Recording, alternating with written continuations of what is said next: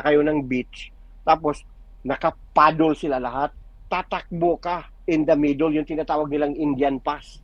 Tapos, Mm. talaga, you hope na hindi ka matumba kasi pag matumba ka talagang babanatan ka. Although the rules are specific na dyan lang sa puwit, sa puwit and back, below. Pero pag lasing na kasi yung mga prat members, baka hindi na makano minsan tamaan ka na sa likod. So, I never understood why pain has to be an element of acceptance. Pero yun, that's just how fraternities are sometimes. So, hazing. Pero Okay. sa Ateneo, the players that went to Dipakulaw, members na sila pa, they were already in the roster. They did not come there to be accepted pa, na-approve pa namin, no. And from what I was told also, hindi naman mandatory. All they had to do is say, hindi ako sasama. And pag hindi sila sasama pa, hindi naman tatanggalin yung roster spot nila. And Okay. as All for right. those at saka yung iba na hindi marunong lumangoy, they can have also just opted na dito lang kami sa sand. Oh. Okay. All right. Context lang. Oh. All right. Next time, please try to answer as concise as you can. Yes. May maraming Yes. question. All Sorry. right. Okay. No more side story. Okay. Okay. Okay, Para ma. mapagbigyan natin lahat. Boss import ng Converge.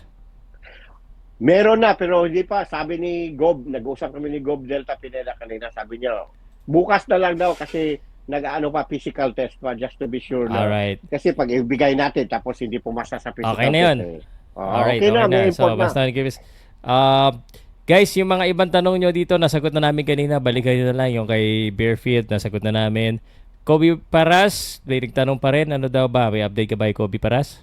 Wala akong update kay Kobe. I don't know. Okay, kay He Jamie seems Malonzo. busy. Yun.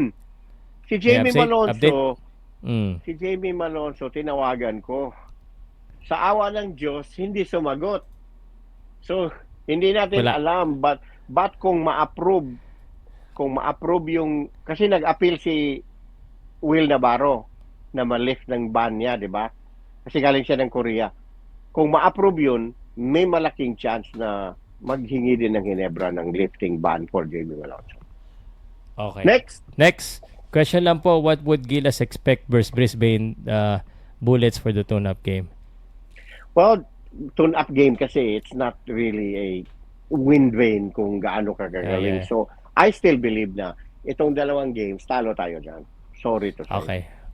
Meron ka bang update sa Meralco Bots? May Meralco Bots fans ha? Oh, wow! Ang update ko lang sa Meralco is tumataas na naman ang bill ng kuryente.